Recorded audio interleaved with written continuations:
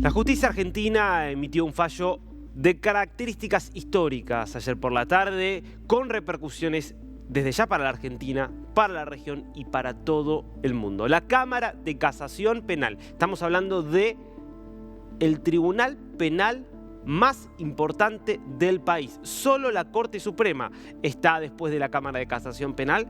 Determinó que los atentados de la Embajada de Israel en 1992, que dejó 29 muertos, y de la AMIA en 1994, que dejó 85 muertos, los dos más graves realizados por el terrorismo islámico en la historia de América Latina, fueron ordenados, orquestados y planificados por la República Islámica de Irán y ejecutados por Hezbollah. ¿Por qué es tan importante este fallo de la Cámara de Casación cuando justamente en el año en el que justamente se cumplen 3 décadas del atentado de la AMIA? Primero, porque subsana 30 años de impunidad en la Argentina, 30 años donde hubo un encubrimiento. De hecho, en el mismo fallo, Casación se refiere al encubrimiento, condena a 4 años de cárcel al juez Galeano, que fue el primer juez de la causa, entre otras personas. Repara también accionares de la justicia y de los gobiernos que quisieron hasta en algún momento firmar un acuerdo con Irán para crear una comisión de la verdad con el propio país que había orquestado el ataque para ver si se podía resolver el conflicto, lo que evidentemente era una forma de búsqueda de la impunidad.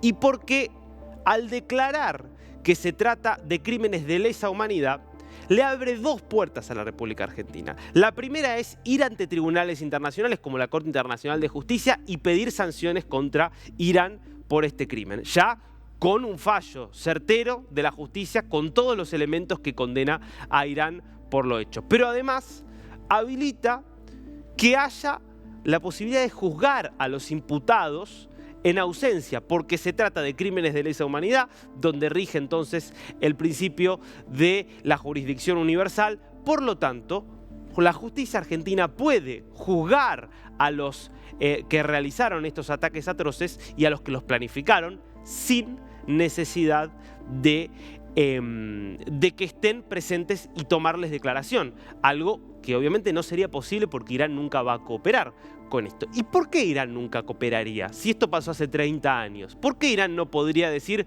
bueno, si hubo funcionarios que actuaron en coalición con grupos terroristas hace 30 años, nosotros hoy no tenemos nada que ver?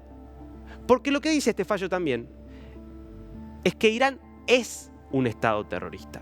No es que circunstancialmente puede haber incurrido algún funcionario en una acción terrorista. No, no, no. El terrorismo está en las raíces de la República Islámica de Irán. Y eso es lo que vamos a tratar de mostrarte a continuación. Primero quiero que veas los justamente acusados, los imputados en esta causa por los 2 crímenes. Se trata de figuras de altísimo rango de la República Islámica de Irán. Vamos a ir repasándolos, que tuvieron muchas responsabilidades en ese momento y algunos de los cuales tienen hoy responsabilidades en Irán. Empezamos por Ali Rafsanjani, que fue presidente de Irán entre el 89 y el 97. Ali Falahian, que era ministro de Información y Seguridad de Irán. ¿Por qué están muchos de estos nombres?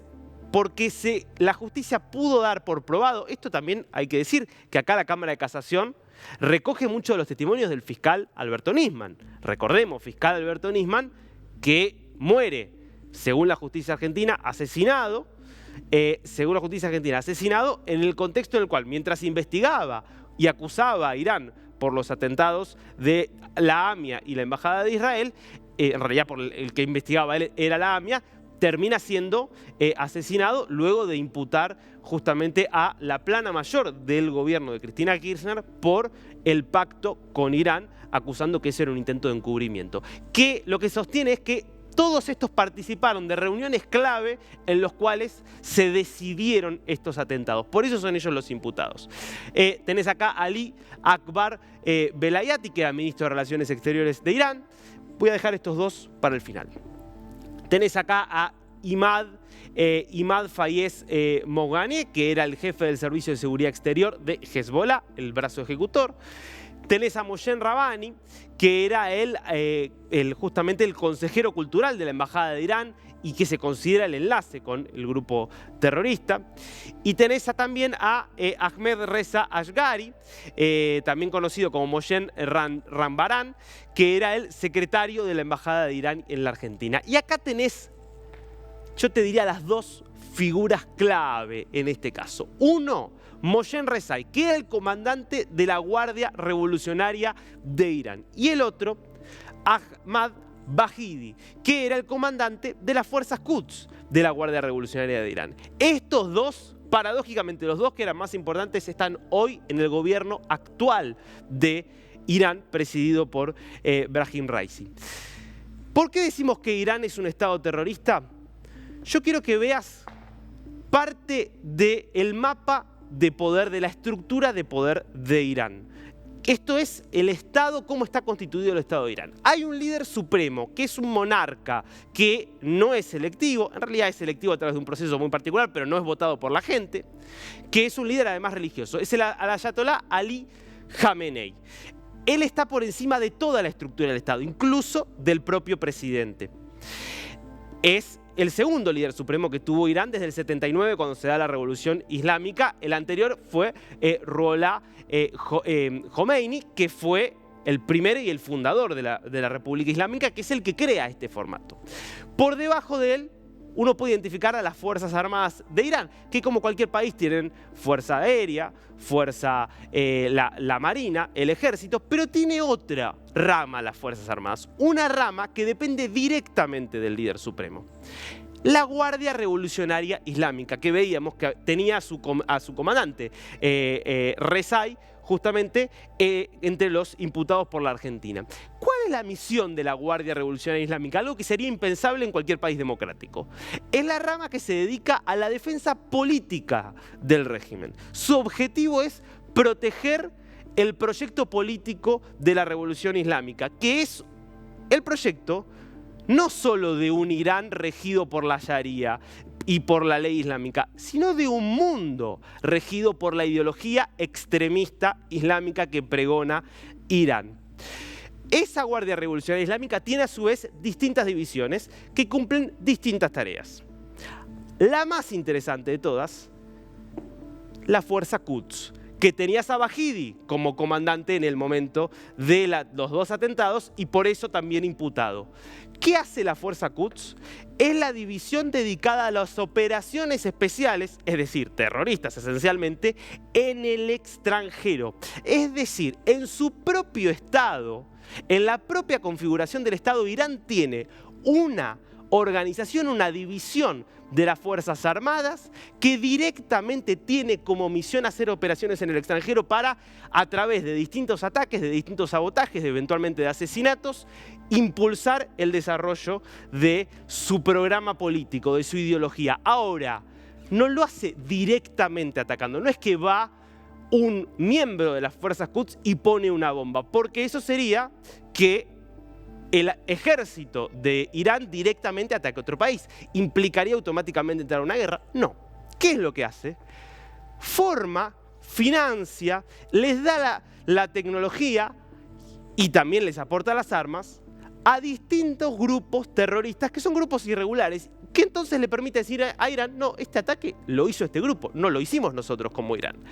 Y acá vamos a repasar algunos de los principales grupos. Son un montón de organizaciones realmente terroristas las que operan. Por ejemplo, Kataib Hezbollah, que es una de las principales milicias proiraníes en Irak. Tenés a Hezbollah, por supuesto, que es la milicia proiraní del Líbano y acusada por los ataques de la Embajada de Israel y la AMIA. Tenés a Hamas, que es hoy una organización con sede en Gaza, también en Cisjordania, pero que actúa absolutamente en coordinación con Irán. Tenés a los hutíes en Yemen, que tienen clausurado prácticamente el Mar Rojo y afectando el comercio mundial. Y tenés, por ejemplo, a la división Fatemiyun en Siria. Son solo algunos, pero este es el mapa que te muestra justamente cómo Irán es un Estado terrorista. Y para que se entienda que lo que pasó en AMIA y en la Embajada de Israel no fueron hechos aislados, yo quiero que repasemos solamente algunos de los principales grandes ataques terroristas instigados por Irán y realizados por las dos organizaciones más importantes de esta lista, que son Hezbollah y Hamas. Pasemos justamente a ese recorrido. Líbano, 1983, un año después de la formación de Hezbollah, que tiene como sede el Líbano. 307 muertos en un ataque realizado en un cuartel de los Estados Unidos, allí en Beirut. 241 de los soldados asesinados eran estadounidenses, un número importante también franceses. España, 1984. Es esto, operaciones especiales en el extranjero, instigadas por Irán, pero ejecutadas por grupos terroristas, en estos dos casos, Hezbollah. ¿Qué pasó en España? En Torrejón, donde había una base de los Estados Unidos, 18 soldados estadounidenses muertos en un restaurante que estaba pegado a la base militar. Fíjate que después vamos a pasar a la Argentina. Argentina, 1992, 29 muertos en la Embajada de Israel. Estos dos ataques, con el del 94, con los 85 muertos en la AMIA, fueron hasta el 11 de septiembre de 2001 los mayores ataques del terrorismo islámico en todo el continente americano, para que tomemos dimensión. Ahora, no fueron hechos aislados, forman parte de una estrategia global, una estrategia que, así como tuvo a Hezbollah con mucho protagonismo, empezó a tener a Hamas con un protagonismo creciente. Y hay que hablar de Hamas y una innumerable cantidad de ataques. Yo hablo de dos, para darle algún tipo de periodicidad, dos de los más importantes, o uno de los más importantes, como fue, por ejemplo, el de Tel Aviv en 2001, donde hay 21 personas asesinadas en una disco de Tel Aviv.